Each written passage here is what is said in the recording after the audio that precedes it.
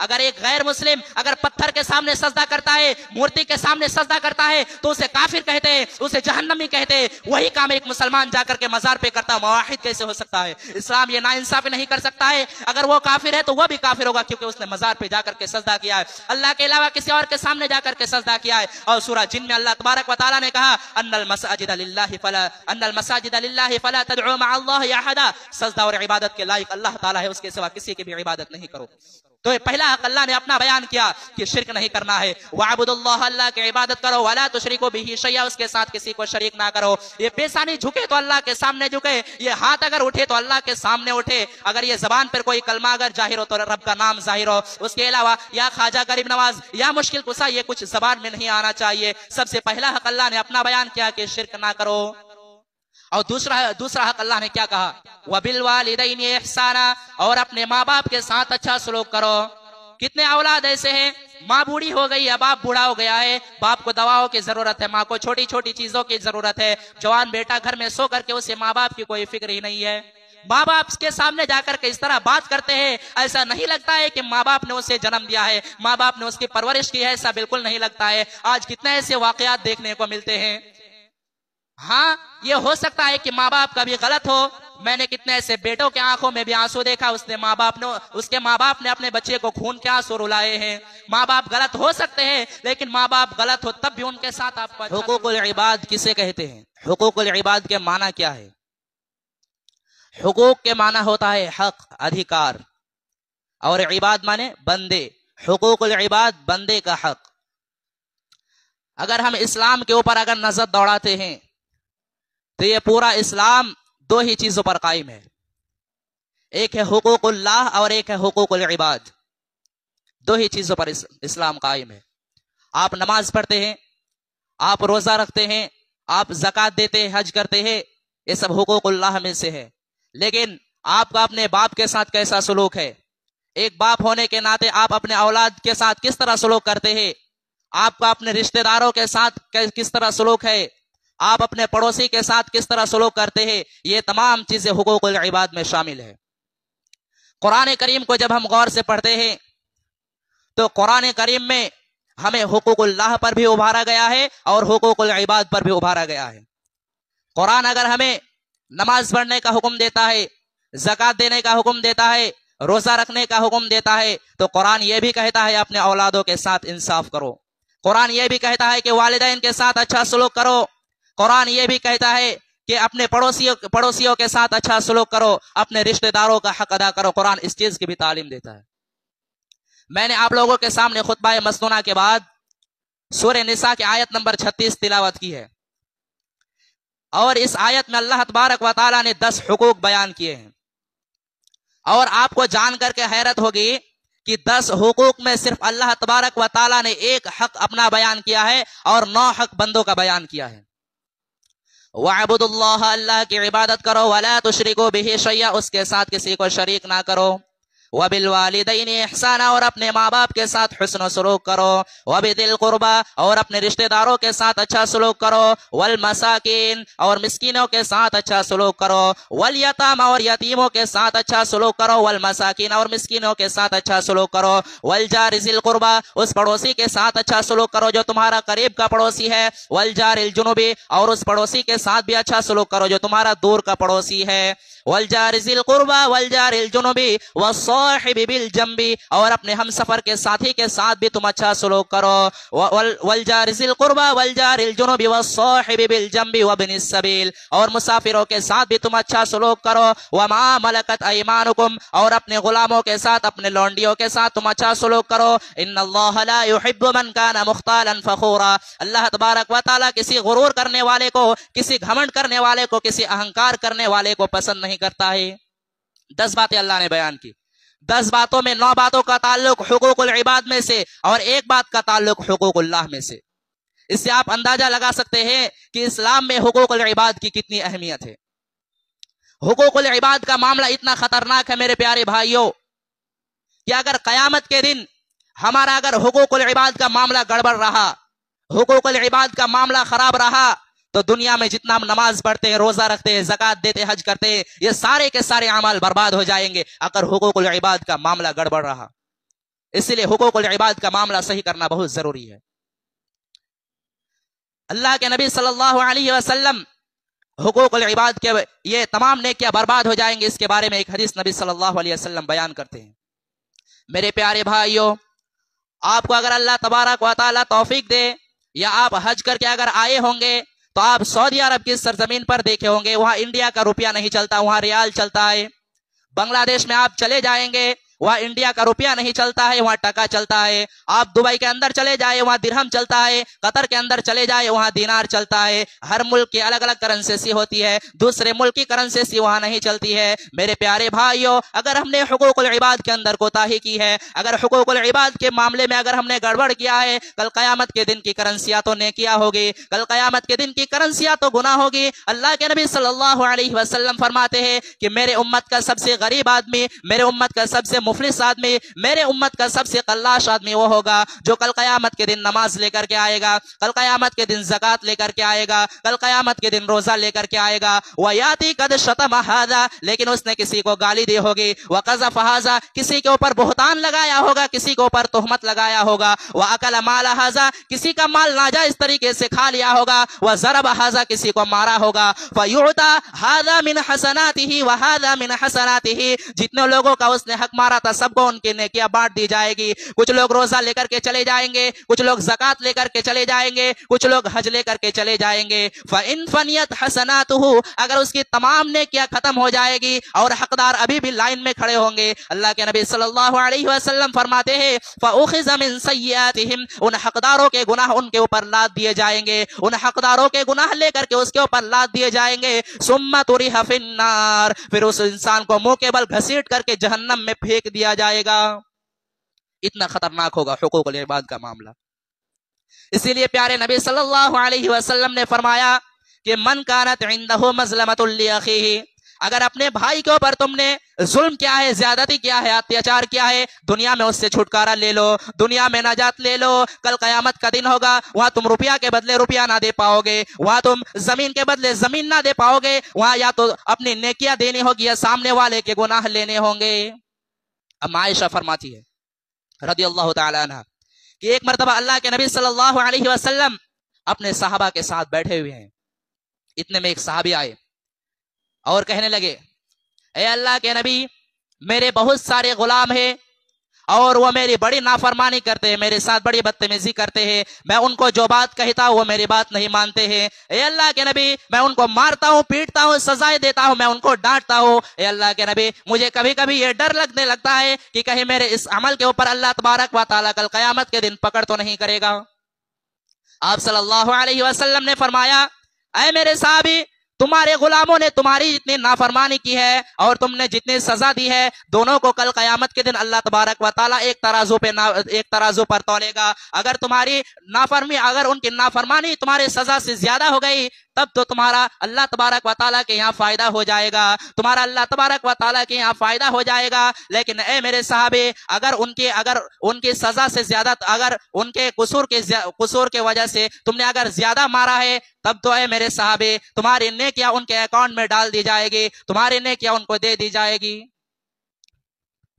صحابی اتنا سننے کے بعد ایک کونے میں چلے جاتے اور بیٹھ کر کے رونے لگتے ہیں اے اللہ کے نبی، یہ تو میں نے بڑے گھاٹے کا سودا کر دیا ہے، نہ جانے میری کتنی نیکیاں برباد ہو جائے گی، نہ جانے کتنی میری نیکیاں تباہ ہو جائے گی۔ اے اللہ کے نبی، یہ تو میں نے بڑے گھاٹے کا سودا کر دیا ہے، یہ تو میں نے بہت غلط کام کر دیا ہے۔ پیارے نبی صلی اللہ علیہ وسلم نے فرمایا اے میرے صحابی، کیا تو نے قرآن کی آیت نہیں پڑھی ہے؟ اللہ نے قرآن کے 18ویں پارے میں کہا وَنَزَعُ الْمَوَازِينَ الْقِسْطَ لِيَوْمِ الْقِيَامَةِ وَنَزَعُ الْمَوَازِينَ الْقِسْطَ لِيَوْمِ الْقِيَامَةِ، کل قیامت کے دن اللہ تبارک و تعالیٰ انصاف کا ترازو رکھے گا، کل قیامت کے دن اللہ تبارک و تعالیٰ انصاف کا ترازو رکھے گا۔ فَلَا تَظْلَمُ نَفْسٌ شَيْئًا، وہ ترازو ایسا ہوگا وہ کسی کے ساتھ ناانصافی نہیں کرے گا، وہ کسی کے ساتھ ظلم نہیں کرے گا۔ وَإِن كَانَ مِثْقَالَ حَبَّةٍ مِّنْ خَرْدَلٍ أَتَيْنَا بِهَا وَكَفَى بِنَا حَاسِبِينَ، اللہ تبارک و تعالیٰ فرماتا ہے میرے بندو، اگر تم نے رائی کے دانے کے برابر بھی اگر نیکی کی ہوگی یا رائی کے دانے کے برابر بھی اگر تم نے گناہ کیے ہوگے، وہ سارے کے سارے نیکی اور وہ سارے کے سارے گناہ ہمارے ترازو پر تولا جائے گا۔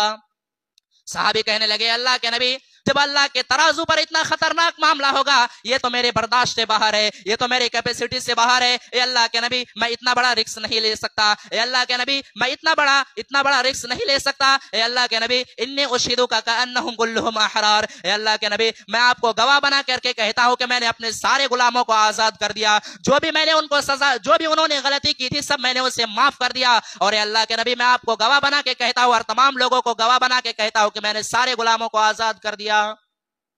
ये हुकूकुल इबाद।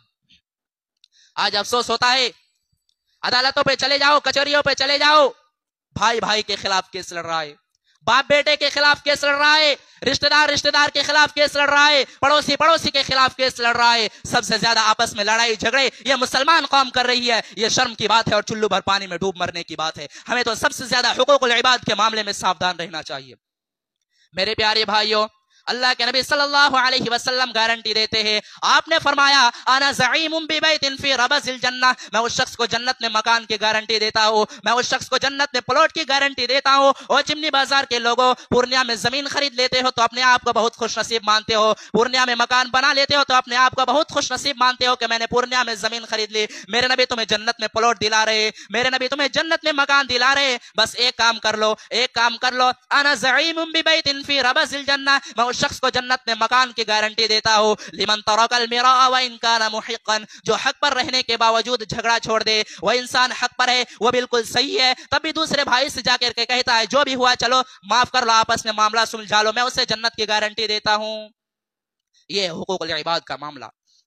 आज तो जरा जरा सी बात पर भाई भाई से ताल्लुक तोड़ लेता है, बाप बेटे में रिश्ता खत्म हो जाता है, पड़ोसी से दुश्मनी शुरू कर देती है, यहां तक दुश्मनियां हो जाती है, इंसान मरने लगता है, अपने बच्चे को वसीयत करके जाता है, खबरदार तू मेरे भाई से बात ना करना, तू मेरे बाप से बात ना करना, तू मेरे बेटे से बात ना करना, पड़ोसी से कोई ताल्लुक ना रखना। ये कौन सा लफ्ज है? मरने के वक्त भी वसीयत करके जाता है, जिंदगी भर दुश्मनी रखने के बाद भी मरने के वक्त अपने बच्चे को वसीयत करके जाता है। मेरे प्यारे भाइयों, क्या आपने अल्लाह के प्यारे नबी की यह हदीस नहीं सुनी है? आपने फरमाया ला यहिल्लु लिमुस्लिमिन अन यहजुरा अखाहु फौका सलास, किसी मुसलमान के लिए ये जायज नहीं है, किसी भी मुसलमान के लिए जायज नहीं है कि अपने मुसलमान भाई से 3 दिन से ज्यादा ताल्लुक तोड़ करके रखे, किसी मुसलमान के लिए ये जायज नहीं है। इसीलिए हमारी शरीयत ने हमें सलाम सिखाया है, जब भी अपने मुसलमान भाई से मिला करो सलाम किया करो। मेरे प्यारे भाइयों, ये सलाम तो कोई मामूली चीज नहीं है, दुश्मन भी आपको मिलेगा, आप कहेंगे अस्सलामु अलैकुम, आपने सलामती की दुआ कर दी, व रहमतुल्लाहि व बरकातहू, आपने रहमत की दुआ कर दी, आपने बरकत की दुआ कर दी। आपका दुश्मन है, आपसे कोई ताल्लुक नहीं है, लेकिन आपने जब उसके लिए सलामती की दुआ कर दी, रहमत की दुआ कर दी, बरकत की दुआ कर दी, सारे दिल की दुश्मनी मिट गई, जितनी दुश्मनियां थी सारी दुश्मनी खत्म हो गई। इसीलिए अल्लाह के नबी सल्लल्लाहु अलैहि वसल्लम जब मक्का से मदीना हिजरत करते हैं, अपने सहाबा को पहली नसीहत क्या करते हैं? मेरे साहबे अफसुस सलाम बैनकुम, आपस में सलाम को फैलाओ, आपस में सलाम को आम करो। तो सलाम क्या करो?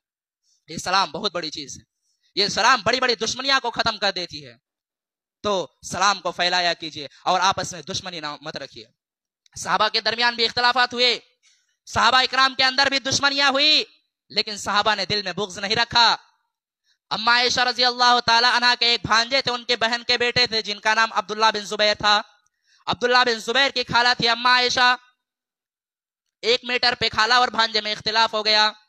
अब्दुल्लाह बिन जुबैर ने कहा कि मैं अपने खाला को फला काम करने से रोकूंगा। खाला के अंदर ये आदत थी, अम्मा आयशा के अंदर ये आदत थी कि वो पैसे को रोका नहीं करती थी, वो बहुत ज्यादा अल्लाह के रास्ते में दान और खैरात किया करती थी, बहुत दानी औरत थी। अम्मा आयशा ने किसी को कोई जमीन दान दी थी, अब्दुल्लाह बिन जुबैर ने कहा था कि नहीं, मैं अपने खाला को ये जमीन दान करने नहीं दूंगा, मैं अपने खाला को ये जमीन देने नहीं दूंगा। खाला को पता चला कि मेरे भांजे ने मेरे बारे में ऐसा कहा है कि अल्लाह की कसम मैं अपने खाला को रोकूंगा। बुखारी के अल्फाज है, अम्मा आयशा ने बड़े सख्त अल्फाज में कहा कि अल्लाह की कसम मैं अब्दुल्लाह बिन जुबैर से बात नहीं करूंगी, मैं उनसे रिश्ता नहीं रखूंगी। ओ लोगो, इंसान तो दोनों है, अब्दुल्लाह बिन जुबैर भी इंसान है, खाला भी इंसान है, दोनों इंसान है, दोनों नबी का सहाबी, दोनों में इख्तिलाफ हो गया। हम और आप अगर होते तो हम और आप क्या करते? हमसे अगर किसी की दुश्मनी हो जाए, हमसे अगर कोई ताल्लुक तोड़ ले, हमसे कोई बातचीत करना बंद कर ले, हम कहते हैं आप हमसे बात ना करें, आपके बगैर हमारा काम थोड़ी रुका है। हम और आप ये कहते हैं, हमसे कोई बातचीत बंद कर ले, हमसे कोई ताल्लुक तोड़ लेते, हम कहते हैं हमें अगर कोई एक झापड़ मारे तो हम कहे हम उससे 10 झापड़ मारेंगे। हमारा मिजाज ऐसा है। लेकिन साहबा इकराम ऐसे नहीं थे। साहबा इकराम के अंदर ये आदत नहीं थी। खाला नाराज हो गई, और आप जानते हैं कि खाला का बहुत ऊंचा मकाम है। अगर आपकी खाला जिंदा है, आपकी मौसी जिंदा है, खाला की इज्जत करो, खाला को माँ के जैसा सम्मान दो। प्यारे नबी की हदीस से आपने फरमाया, अल खालतु बिमंजिलतिल उम्मी, खाला माँ के बराबर दर्जा रखती है। अगर आपकी खाला जिंदा है, उसे माँ के जैसा सम्मान दो, उसकी इज्जत किया करो। खाला नाराज हो गई। अब्दुल्ला बिन जुबैर परेशान, खाला को किस तरह मनाऊं। अब्दुल्ला बिन जुबैर के दिमाग में एक ख्याल आया। अब्दुल्ला बिन जुबैर जानते थे कि अम्मा आयशा प्यारे नबी सल्लल्लाहु अलैहि वसल्लम से बहुत ज्यादा मोहब्बत करती थी, और नबी के इंतकाल के बाद अम्मा आयशा प्यारे नबी सल्लल्लाहु अलैहि वसल्लम के खानदान वालों से भी बहुत ज्यादा मोहब्बत करती थी। तो अब्दुल्ला बिन जुबैर ने 2 सहाबी को पकड़ा। ये 2 सहाबी कौन थे? ये अल्लाह के नबी सल्लल्लाहु अलैहि वसल्लम के नानिहाल के खानदान से ताल्लुक रखते थे। ये कबीला बनु ज़ोहरा से ताल्लुक रखते थे। 2 सहाबी को पकड़ा, कहा देखो भाई ऐसा ऐसा मामला है, मेरी खाला मुझसे नाराज है और आपको मेरे साथ चलना है और ज्यादा कुछ नहीं करना है। मैं जब अपनी खाला को मनाने लगो तो आपको बस थोड़ा मेरा साथ देना है। अब यहाँ एक मसला और समझ लीजिए। 2 लोगों के बीच में जब इख्तिलाफ हो जाए तो उस झगड़ा को खत्म करने, उस इख्तिलाफ को खत्म करने के लिए शरीयत ने बहुत उभारा है। अगर 2 लोगों के बीच का झगड़ा खत्म करने के लिए आपको अगर झूठ भी बोलना पड़े तो आप झूठ भी बोल सकते हैं। हालांकि झूठ बोलना शरीयत के नजर में बहुत बड़ा गुनाह है, लेकिन बुखारी के अल्फाज है, लैसल कज़्ज़ाबु अल्लज़ी युस्लिहु बैनन नास। 2 लोगों के बीच में अगर सुलह कराने वाला झूठ भी बोल दे तो कोई हरज की बात नहीं है। तो अगर कभी ऐसा मौका मिल जाए कि आग लग गई है और आग बुझाने का मौका मिले तो आग बुझाने की कोशिश कीजिए। हाँ, लेकिन अगर 2 लोगों के बीच में इख्तिलाफ पैदा करने के लिए आप अगर सच भी बोलते हैं तो ऐसा सच बोलना भी हराम है और शरीयत इसे चुगली कहती है। और प्यारे नबी सल्लल्लाहु अलैहि वसल्लम ने फरमाया कि ला यदखुलुल जन्नत नम्माम, चुगलखोर जन्नत में नहीं जाएगा। तो कभी अगर ऐसा मौका मिले कि आग लग गई है और आग बुझाने का मौका मिले तो आग बुझाने की कोशिश कीजिए, आग लगाने की कोशिश मत कीजिए। तो जब ये दोनों सहाबी को ये ऑफर मिला कि मेरे साथ चलो, तो ये दोनों फौरन तैयार हो गए, ठीक है चलेंगे आपके साथ। अब ये तीनों लोग अम्मा आयशा के दरवाजे पर पहुंचे और जो तरीका इस्लाम ने सिखाया, जब किसी के दरवाजे पर जाया करो, सलाम किया करो। इन तीनों ने कहा अस्सलामु अलैकुम, अंदर से जवाब आया वालेकुम अस्सलाम। इन तीनों ने कहा ए अम्मा आयशा अनदखुल, क्या हम अंदर आ सकते हैं? कहा अंदर आ जाओ। अंदर गए तो पर्दा लगा हुआ था, उस पर अम्मा आयशा बैठी हुई है, इस तरफ ये तीनों लोग बैठे हुए हैं। जैसे ये तीनों लोग पहुंचे, अंदर पर्दा लगा हुआ था, पर्दा के उस पार अम्मा आयशा बैठी हुई है और इस तरफ ये तीनों लोग बैठे हुए हैं। अब्दुल्ला बिन जुबैर फौरन पर्दा के उस पार जाते हैं और कहते हैं, अपने खाला के गले लग करके रोने लगते हैं और कहते हैं खाला जान मुझसे गलती हो गई है, मुझे माफ कर दीजिए खाला जान, मुझे वह बात कहनी नहीं थी जो मैंने कही है। खाला कहती है नहीं मैं तुझे माफ नहीं करूंगी, मैंने बहुत बड़ी कसम खाई है, मैं तुझे माफ नहीं करूंगी। गौर करो मेरे प्यारे साथियों, आज के दौर में कौन अपनी गलती को मानता है? लेकिन अब्दुल्ला बिन जुबैर ने अपनी गलती को माना और खाला जान मुझे माफ कर दीजिए। खाला कहती है नहीं मैं तुझे माफ नहीं करूंगी, मैंने बहुत बड़ी कसम खाई है। खाला जब ये कहने लगे, इधर से ये दोनों साहबी कहने लगे, ए अम्मा आयशा आप तो नबी की बड़ी चहेती बीबी है, क्या आपने नबी का ये फरमान नहीं सुना है कि ला यहिल्लु लिमुस्लिमिन अन यहजुरा अखाहु फौका सलास, किसी मुसलमान के लिए जायज नहीं है कि अपने मुसलमान भाई से 3 दिन से ज्यादा ताल्लुक तोड़ करके रखे। ए अम्मा आयशा आपका भांजा है, आपकी बहन का बेटा है, चलो मान लिया है उसने गलती की है, अब माफी मांग रहा है, माफ कर दीजिए। आखिरकार अम्मा आयशा ने अब्दुल्ला बिन जुबैर को माफ कर दिया और अपनी कसम को तोड़ने की वजह से 40 गुलाम आजाद किए। और जब भी अम्मा आयशा इस वाकया को याद करती थी इतना रोती थी कि उनका दुपट्टा आंसू से भीग जाता था। ये थे साहबा इकराम।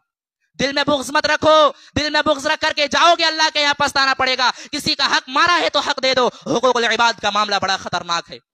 अब आइए उस आयत को मैं थोड़ा तफसील के साथ आपके सामने पेश करता हूं जो मैंने खुतबा मसनूना के बाद पेश की है। वक्त होने जा रहा है या फिर तफसील नहीं होगी। तो इस आयत में अल्लाह तबारक व तआला ने 10 हुकूक बयान किए हैं। तो 10 हुकूक में पहला हुकूक क्या कहा? वअबुदुल्लाह, अल्लाह की इबादत करो, वला तुशरिकू बिही शैया, उसके साथ किसी को शरीक ना करो। दुनिया का सबसे बड़ा गुनाह शिर्क है। हमें लगता है किसी ने एक दिन पहले ईद की नमाज पढ़ ली, किसी ने एक दिन पहले रोजा रख लिया, कहीं चोरी हो रहा है, लगता है कि कुछ नहीं हो रहा है, बहुत बड़ा गुनाह हो रहा है। अगर ये सब हो रहा है तो बहुत बड़ा गुनाह हो रहा है, लेकिन शिर्क हो रहा है कोई बात नहीं है। मुसलमान अल्लाह के सिवा किसी और के सामने जाकर के सजदा करता, कोई बात नहीं है। ये शिर्क इतना बड़ा गुनाह है कि अल्लाह ने कुरान में कितनी आयतें नाजिल की है। अगर उन आयतों को बयान करूं तो 3-4 जुमा ऐसे ही लग जाएगा, अगर मुख्तसर में बयान करूं तब भी। कुरान में आयतें भरी पड़ी हुई है ये शिर्क के वजह से। मैं आपको एक आयत पढ़ करके सुनाऊं। अल्लाह ने कुरान में कहा, अल्लाह ने कुरान में शिर्क करने वालों के लिए कहा, इन्नल्लाह ला यगफिरु अन युशरक बिही व यगफिरु मा दूना ज़ालिका लिमन यशा। शिर्क को कभी माफ नहीं करेंगे, ये शिर्क गुनाह अल्लाह कभी भी माफ नहीं करेगा। इन्नहु मन युशरिक बिल्लाहि फक़द हर्रमल्लाहु अलैहिल जन्नह व मअवाहुन नार व मा लिज़्ज़ालिमीन मिन अंसार। ये शिर्क करने वाला शिर्क करने के बाद बगैर तौबा किए हुए अगर दुनिया से चले जाए, जन्नत हराम है उसके ऊपर, जन्नत हराम, वो कभी जन्नत में नहीं जाएगा, वो हमेशा हमेशा जहन्नम में रहेगा। और ऐसे जालिमों के लिए अल्लाह तबारक व तआला की तरफ से कोई मदद नहीं आएगा। और मुसलमान यही शिर्क जाकर के वो मजार पे जाकर सजदा कर रहा है। अब लोग कहेंगे ये तो बाप दादा का दीन है, ये बाप दादा के इससे चले आ रहा है, तो ये क्या कुरान गलत है? ये कुरान में ये आयत गलत है। कुरान में तो आपने जब कुरान को पढ़ा तो शुरू में ही इकरार कर लिया, ज़ालिकल किताबु ला रैब फीह, बेशक इस किताब में कोई शक नहीं है। तो ये सब आयतें कुरान की है और कुरान में ही अल्लाह ने कहा वो हमेशा जहन्नम में रहेगा और ये शिर्क करने वाला हमेशा हमेशा जहन्नम में रहेगा। कितनी मिसालें अल्लाह ने कुरान में शिर्क के लिए बयान किया है, कितनी मिसालें बयान की है। अभी वक्त नहीं है इसलिए उन मिसालों को बयान नहीं करूंगा। कभी अल्लाह तबारक व तआला का जिंदा रखे तो आप लोगों को पूरा शिर्क को तफसील करके बयान करूंगा आप लोगों के सामने इंशाअल्लाह। ये शिर्क बहुत बड़ा गुनाह है, ये शिर्क से बचिए। ये शिर्क के बारे में मौलाना अल्ताफ हुसैन हाली ने 100-125 साल पहले नक्शा खींचा था। जब मौलाना अल्ताफ हुसैन हाली के उस नक्शा को आज जब हम पढ़ते हैं तो ऐसा लगता है कि मौलाना अल्ताफ हुसैन हाली ने 100 साल पहले आज के हालत के नक्शा को देख करके वो नक्शा खींचा था। क्या नक्शा खींचा था मौलाना अल्ताफ हुसैन हाली ने? करे गैर कर बुत की पूजा तो काफिर, कवाकिब में माने करिश्मा तो काफिर, झुके आग पर बहरे सजदा तो काफिर, जो ठहराए बेटा खुदा का तो काफिर, मगर मोमिनों पर कुशादा है राहे, परस्तिश करे शौक से जिसकी चाहे, नबी को जो चाहे खुदा कर दिखाए, इमामों का रुतबा नबी से बढ़ाए, मजारों पे जा जा के नजरे चढ़ाए, शहीदों से जा जा के मांगे दुआए, न तौहीद में कुछ फर्क इससे आवे, न इस्लाम बिगड़े न ईमान जावे। 100 साल पहले नक्शा खींचा था। और ये नक्शा अगर एक गैर मुस्लिम अगर पत्थर के सामने सजदा करता है, मूर्ति के सामने सजदा करता है तो उसे काफिर कहते हैं, उसे जहन्नमी कहते हैं। वही काम एक मुसलमान जाकर के मजार पे करता, मुवाहिद कैसे हो सकता है? इस्लाम ये नाइंसाफी नहीं कर सकता है। अगर वो काफिर है तो वह भी काफिर होगा क्योंकि उसने मजार पे जाकर के सजदा किया है, अल्लाह के अलावा किसी और के सामने जाकर के सजदा किया है। और सूरह जिन में अल्लाह तबारक व तआला ने कहा अन्नल मसाजिद लिल्लाहि फला तदउ मअ अल्लाहि अहदा, सजदा और इबादत के लायक अल्लाह ताला है, उसके सिवा किसी की भी इबादत नहीं करो। तो ये पहला हक अल्लाह ने अपना बयान किया कि शिर्क नहीं करना है। वअबुदुल्लाह, अल्लाह की इबादत करो, वला तुशरिकू बिही शैया, उसके साथ किसी को शरीक ना करो। ये पेशानी झुके तो अल्लाह के सामने झुके, ये हाथ अगर उठे तो अल्लाह के सामने उठे, अगर ये जबान पर कोई कलमा अगर जाहिर हो तो रब का नाम जाहिर हो, उसके अलावा या ख्वाजा गरीब नवाज या मुश्किल कुसा ये कुछ जबान में नहीं आना चाहिए। सबसे पहला हक अल्लाह ने अपना बयान किया कि शिर्क ना करो। और दूसरा हक अल्लाह ने क्या कहा? वबिल वालिदैनि इहसाना, और अपने माँ बाप के साथ अच्छा सलूक करो। कितने औलाद ऐसे हैं, माँ बूढ़ी हो गई है, बाप बूढ़ा हो गया है, बाप को दवाओं की जरूरत है, माँ को छोटी छोटी चीजों की जरूरत है, जवान बेटा घर में सो करके उसे माँ बाप की कोई फिक्र ही नहीं है।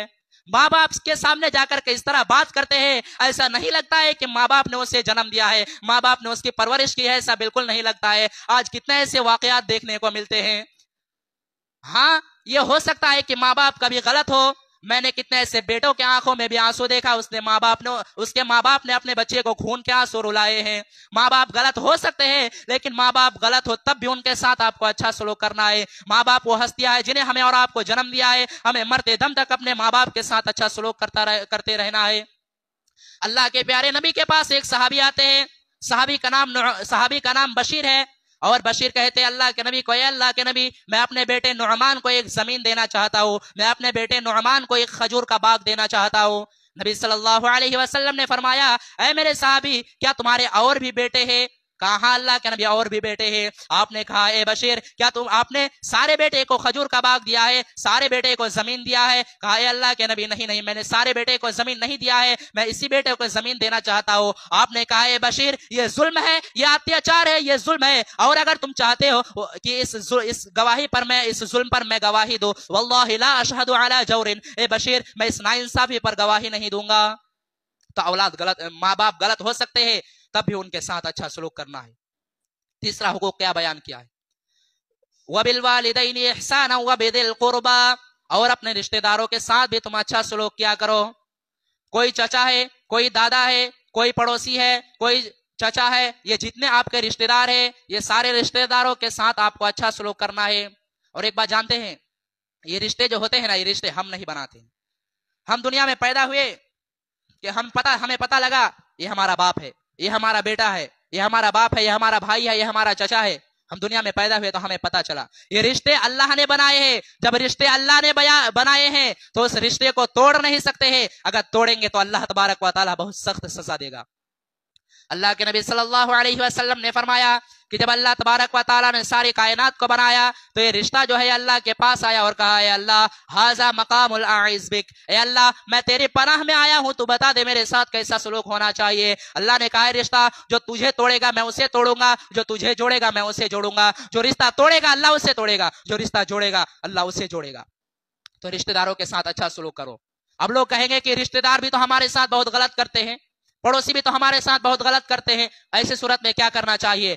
اللہ کے نبی صلی اللہ علیہ وسلم کے پاس ایک صحابی آتے اور کہتے ہیں, اللہ کے نبی میرا ایک رشتہ دار ہے, میں ان کے ساتھ اچھا سلوک کرتا ہوں, میرے ساتھ برا سلوک کرتے ہیں, میں ان کے ساتھ رحم کرتا ہوں, میرے ساتھ سختی کرتے ہیں. ایسی صورت میں کیا کرے؟ اللہ کے نبی صلی اللہ علیہ وسلم نے فرمایا, اے میرے صحابی اگر وہ غلطی کرتا ہے تو تم اس کے ساتھ اچھا سلوک کرتے رہو, وہ سختی کرتا ہے تم اس کے ساتھ نرم لحاظ سے پیش آؤ. اگر تم اس طریقے پر عمل کرتے رہو گے تو اللہ تبارک و تعالیٰ کی طرف سے عبادت کرنے والا برابر تمہاری حفاظت کرتا رہے گا. جب تک تم اس طریقے پر عمل کرتے رہو گے اللہ تبارک و تعالیٰ کی طرف سے ایک فرشتہ ہمیشہ تمہاری حفاظت کرتا رہے گا. تو رشتہ داروں کے ساتھ اچھا سلوک کرو. اس کے بعد اللہ نے کیا کہا, والیتاما, اور یتیموں کے ساتھ اچھا سلوک کرو. جس کا باپ دنیا سے چلا گیا وہ بیچارہ یتیم ہو گیا, وہ بیچارہ بے سہارا ہو گیا, اس یتیم کا سہارا تم بن جاؤ, اس یتیم کی کفالت کرنے والے تم بن جاؤ. ہاں, یتیموں کے نام سے دبئی سے اور سعودیہ سے پیسہ آنے والا اگر کوئی حرام اور ناجائز طریقے سے کھا رہا ہے تو کان کھول کر کے سن لے. اللہ نے قرآن میں کہا, ان الذین یاکلون اموال الیتامی ظلما انما یاکلون فی بطونہم نارا. جو لوگ یتیموں کا مال ناجائز طریقے سے کھا رہے ہیں وہ یتیموں کا مال نہیں کھا رہے بلکہ اپنے پیٹ میں جہنم کی آگ بھر رہا ہے. یتیموں کا مال کھانے والے نہ بنو, یتیموں کا سہارا بنو. اگر یتیموں کا سہارا بن جائے, یتیم کے اگر کفالت کرنے والے بن جائیں گے, پیارے نبی صلی اللہ علیہ وسلم کہتے ہیں, انا وکافل الیتیم کہاتین. آپ نے اپنی دونوں انگلیوں سے اشارہ کر کے فرمایا, انا وکافل الیتیم کہاتین فی الجنہ, میں اور یتیم کی پرورش کرنے والا جنت میں اس طریقے سے رہوں گا جس طریقے سے دونوں انگلیاں آپس میں ملی ہوئی ہے, جڑی ہوئی ہے. تو یتیموں کا مدد کرنے والے بنو. والیتاما والمساکین, اور مسکینوں کے ساتھ بھی تم اچھا سلوک کرو. آپ کو اللہ نے بہت پیسہ دیا ہے, آپ مکان میں رہتے بہت اچھی بات ہے, آپ کی بہت زمین ہے اچھی بات ہے, آپ اچھا کھاتے اچھا پہنتے یہ الگ بات ہے, لیکن یتیموں کو, ان غریبوں کو